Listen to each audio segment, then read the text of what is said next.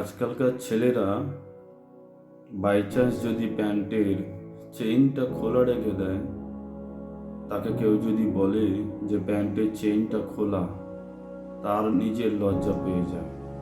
আর আজকে নারী, কিছু কিছু নারী আছে, সব নারীদের কথা বলছি না, তাদের দেহের একটা একটা অঙ্গ দেখাচ্ছে, দেখিয়ে ইউটিউব, ফেসবুক, ইনস্টাগ্রামে পয়সা রোজগার করছে। এবারে কেউ গিয়ে যদি বাজে কমেন্ট করে, সেই বাজে কমেন্টে তারা গিয়ে আবার তাদেরকেও বাজে কমেন্ট করছে। এটা কোন সমাজ কি জানি, আমি এরকম ভাবতেও অবাক লাগে।